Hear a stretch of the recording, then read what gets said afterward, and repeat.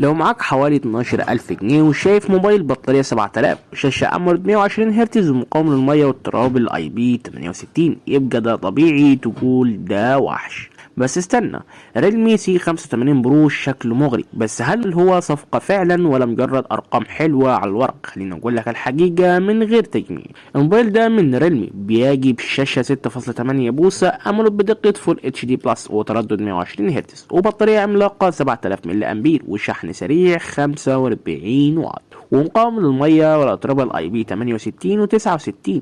بس المعالج هنا سناب دراجون 685 وده معالج اقتصادي، يعني هنا في علامة استفهام كبيرة. ريلمي سي 85 برو سعره في مصر حوالي 12,000 جنيه للنسخة ال 256 جيجا مع 8 جيجا رام، يعني احنا في فئة الموبايلات المتوسطة الاقتصادية، مش فلاج شيب ومش موبايل جيمنج تقيل. الموبايل ده مناسب لو انت استخدامك سوشيال ميديا فيسبوك انستجرام تيك توك او مشاهدة يوتيوب وافلام والمكالمات شغل يومي، وعايز بطارية تعيش معاك يومين استخدام بره البيت وتحت الشمس. وطبعا مش مناسب ليك لو انت بتلعب العاب تقيلة على اعلى جرافيك زي بابجي كود وورزون وشينج امباكت تصوير فيديوهات وفلوجرز. اما سناب دراجون هنا 685 مع ادرينو 610، المعالج ده مقبول اقتصاديا ينفع استخدام اليومي، بس في الالعاب اداؤه عادي ومش هيبسطك لو جيمر، يعني شغل اللعب بس مستناش ثبات فريمات ولا جرافيك عالي. الكاميرا الخلفية هنا 50 ميجا بكسل في الصور بالنهار وتجربة كويسة والوان مظبوطة، بس الفيديو ضعيف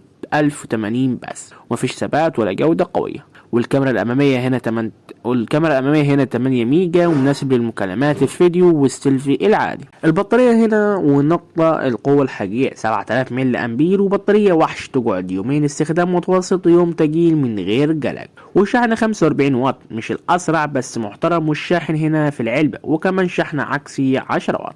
المميزات باختصار: بطارية عملاقة والشاشة أموليد 120 هرتز ومقاوم للمية وطريقة الاي بي 69 و 68 وبصمة تحت الشاشة وتصميم متين وسطوع عالي جدا جدا تحت الشاشة.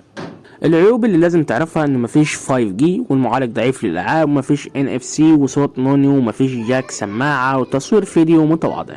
وطبعا ريلمي سي 85 برو موبايل مش للجيمر ومش للي بيصور فيديو، ده موبايل اللي عايز بطارية خرافية وشاشة حلوة واستخدام يومي ومريح وتصميم مقاوم، ولو ده استخدامك يبقى اختيار كويس ليك. وطبعا تعزير مهم قبل الشراء: اوعى تشتري وانت فاكر انه موبايل للالعاب او تنخدع بالبطارية والشاشة وتنسى المعالج، ولو بتصور فيديو كتير ده مش اختيار ليك، ولو عايز 5G ابعد عنه. الخلاصة: ريلمي سي 85 برو موبايل عامل مش استعراضي، وبطارية والشاشة قدام أداء متوسط واختيار ذكي لشخص فاهم وهو عايز ايه، وغلط كبير واللي يشتري من غير ما يعرف عيوبه، وغلط كبير اللي يشتري من غير ما يعرف عيوبه. قولوا في الكومنتات شايفينه صفقة ولا السعر ده يجيب